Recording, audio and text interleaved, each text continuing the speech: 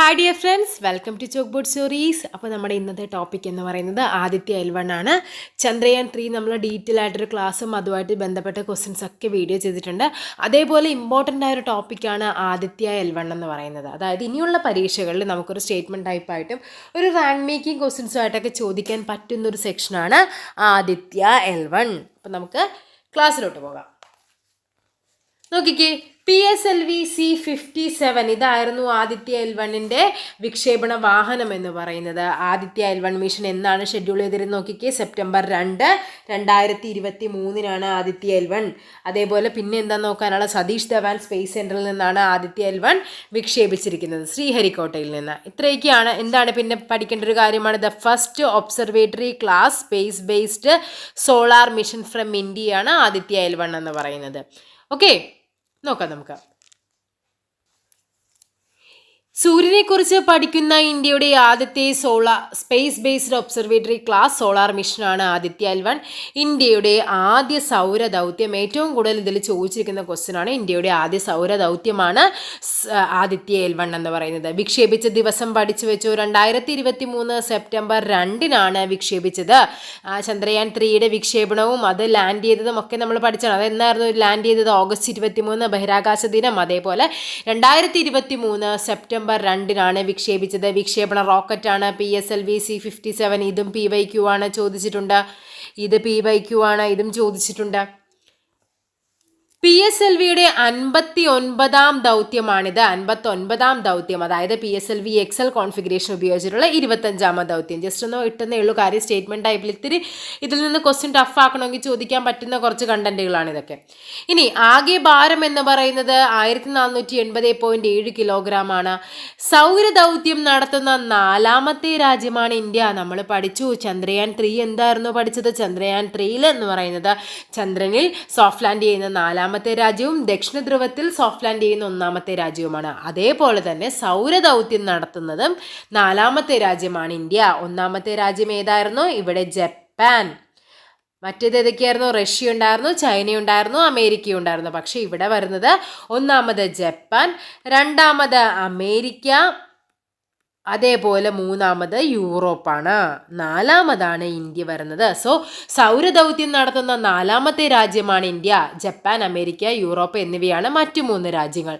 ഇനി പ്രധാന ലക്ഷ്യമെന്ന് പറഞ്ഞാൽ സൂര്യൻ്റെ പുറംഭാഗത്തെ താപവ്യതിയാനം, അതേപോലെ ബഹിരാകാശ കാലാവസ്ഥ തുടങ്ങിയവയുടെ പഠനം എന്നിവയൊക്കെയായിരുന്നു എന്ത് പ്രധാനപ്പെട്ട ലക്ഷ്യങ്ങളെന്ന് പറയുന്നത്. ഇതിൻ്റെ project director Nigar Shaji. Important ആണ്. പ്രൊജക്ട് ഡയറക്ടർ ആരാണ്? നിഗാർ ഷാജി. മിഷൻ ഡയറക്ടറായിട്ട് വരുന്നത് ഡോക്ടർ SR ബിജു ആണ്.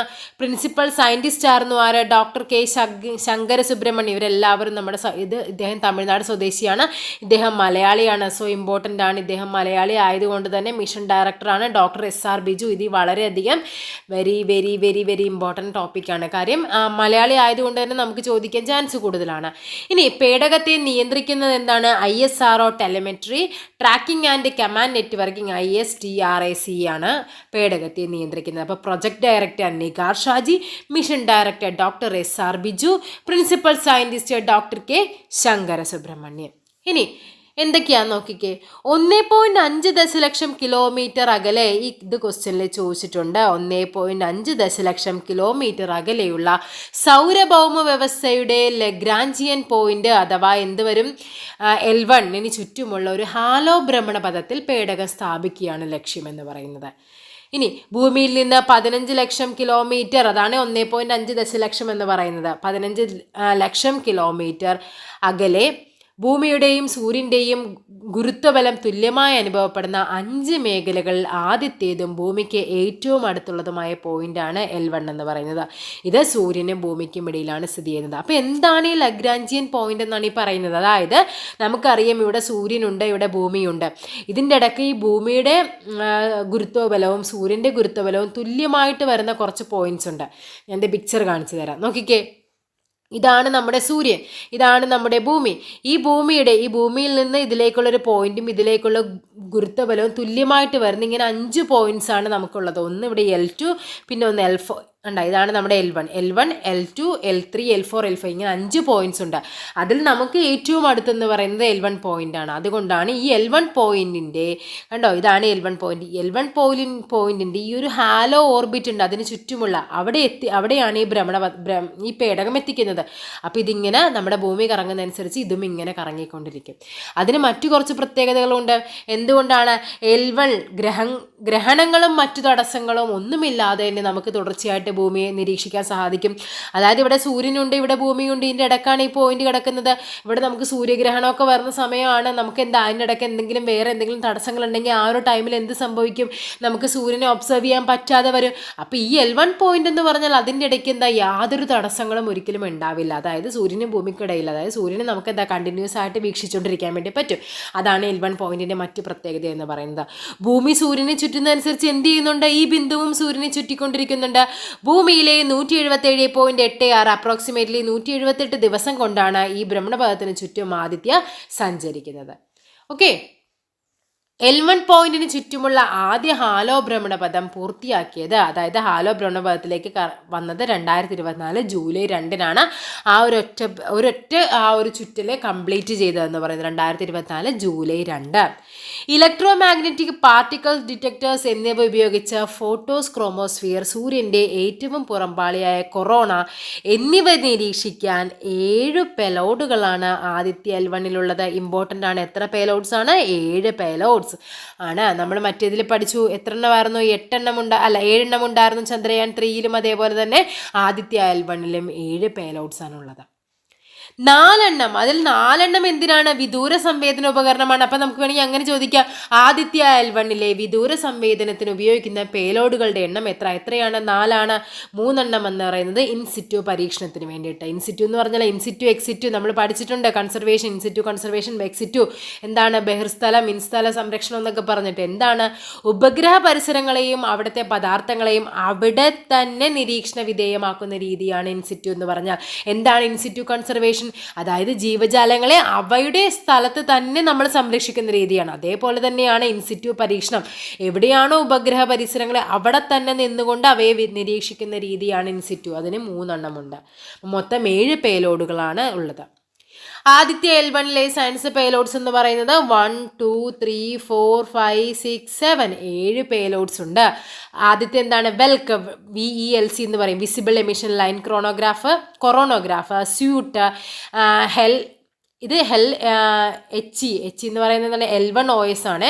High energy L1 orbiting X-ray spectrometer, അതേപോലെ തന്നെ സോളെക്സ്, പാപ്പ, ആസ്പെക്സ്, മാഗ്നോമീറ്റർ, ഇങ്ങനെ 7 എണ്ണമുണ്ട്. ഇതിൻ്റെയൊക്കെ എന്താണ് സാധനം എന്നാണ് തന്നിരിക്കുന്നത് കേട്ടോ. സ്വിസ്, സ്യൂട്ട്, വെൽക്ക്, പാപ്പ, മാഗ്നറ്റോമീറ്റർ എന്നൊക്കെ പറയുന്നത് എന്താണെന്ന് ഡീറ്റെയിൽ ആയിട്ട് നമുക്കൊന്ന് പഠിക്കാതെ. അതിൽ ഇൻസിറ്റു വരുന്നത് ഏതൊക്കെയാണ്? പാപ്പ, ആസ്പെക്സ്, മാഗ്നറ്റോമീറ്റർ ആണ് ഇൻസിറ്റു മെഷർമെൻറ്റിന് ഉപയോഗിക്കുന്നത്. 3 എണ്ണം പാപ്പ. ചിലപ്പോൾ അങ്ങനെ ചോദിക്കാം, ഇതിൽ ഇൻസിറ്റു മെഷർമെൻറ്റിൽ കൂട്ടത്തിൽ പെടാത്ത ഏതെന്ന് ചോദിച്ചിട്ട് ഇതിനകത്ത് ഏതെങ്കിലും ഒരെണ്ണം തരാം. അപ്പോൾ ഏതൊക്കെയാണ്? പാപ്പ, ആസ്പെക്സ്, മാഗ്നറ്റോമീറ്റർ ആണ്. ഫസ്റ്റ് വൺ ആണ് വെൽക്ക്, വിസിബിൾ ലൈൻ കൊറോണോഗ്രാഫ് എന്നാണ് വെൽക്കിൻ്റെ ഫുൾ ഫോം.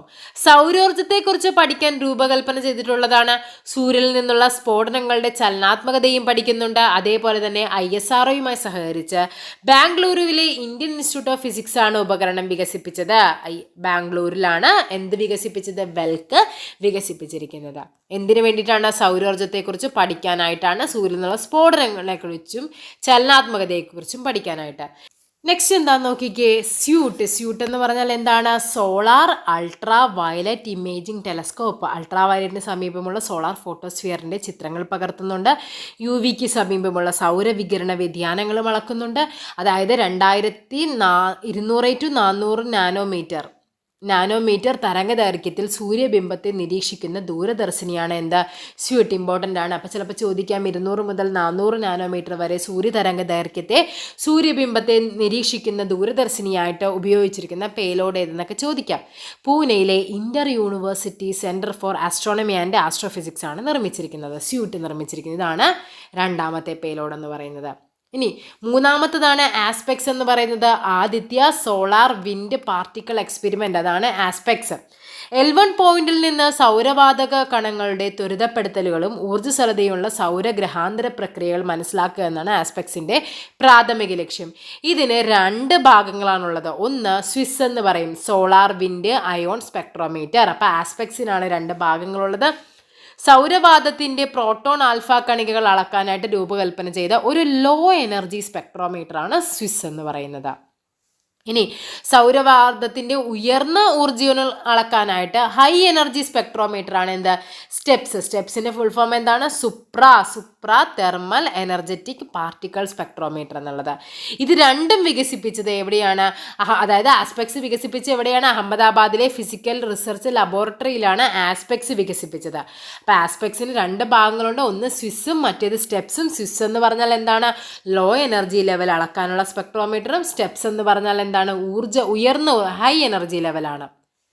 അടുത്തതാണ് പാപ്പ ഇമ്പോർട്ടൻ്റ് ആണ്. Plasma analyser package four Aditya. Plasma analyser ഇത് ഏറ്റവും ഇമ്പോർട്ടൻ്റ് ആവാൻ റീസൺ എന്ന് പറഞ്ഞാൽ ഇത് നമ്മുടെ തിരുവനന്തപുരത്തെ വിക്രം സാരാഭായ് സ്പേസ് സെൻറ്ററിലാണ് ഇത് രൂപകൽപ്പന ചെയ്തിരിക്കുന്നത്. ഈ പേലോഡ് സോളാർ കാറ്റ്, പ്ലാസ്മയുടെ സാന്ദ്രത, താപനില, ഘടന തുടങ്ങിയ ഗുണങ്ങളെ അളക്കാനായിട്ട് ഉപയോഗിക്കുന്നതാണ് പാപ്പ എന്ന് പറയുന്നത്. സൗരവാതവും ഭൂമിയുടെ കാന്തിക മണ്ഡലവും തമ്മിലുള്ള പ്രതിപ്രവർത്തനം പഠിക്കാനും ഇത് സഹായകമാക്കുന്നുണ്ട്. ഇത് ഇമ്പോർട്ടൻ്റ് ആണ്, വളരെയധികം ഇമ്പോർട്ടൻ്റ് ആണ്, പഠിച്ചു വെക്കുക. ഇത് 4ാമത്തതാണ്, വളരെയധികം ഇമ്പോർട്ടൻ്റ് ആണ്. ഇനി അടുത്തതാണ് സോളെക്സ്. സോളെക്സ് എന്ന് പറഞ്ഞാൽ എന്താണ്? Solar low energy X-ray spectrometer. സൂര്യനിൽ നിന്നുള്ള എക്സ്റേ കിരണങ്ങളുടെ ലോ എനർജി ആണെങ്കിൽ അതെന്താണ്? സോളെക്സ് ആണ്. അപ്പോൾ സൂര്യനിൽ നിന്നുള്ള ലോ എനർജി എക്സ്റേ കിരണങ്ങളുടെ പഠനമാണ് സോളെക്സ് എന്ന് പറയുന്നത്. സൂര്യനിൽ നിന്നുള്ള ഹൈ എനർജി എക്സ്റേ കിരണങ്ങളുടെ പഠനത്തിലാണ് HEL1OS എന്ന് പറയുന്നത്. High energy L1 orbiting X-ray spectrometer ആണ് ഹൈ എനർജിയുടേത്. ഇത് രണ്ടും സോളെക്സും അതേപോലെ തന്നെ HEL1OS എന്താണ്? രണ്ടും വികസിപ്പിച്ചിരിക്കുന്നത് ബാംഗ്ലൂരിലെ UR റാവു സാറ്റലൈറ്റ് സെൻറ്ററിലാണ് വികസിപ്പിച്ചിരിക്കുന്നത്.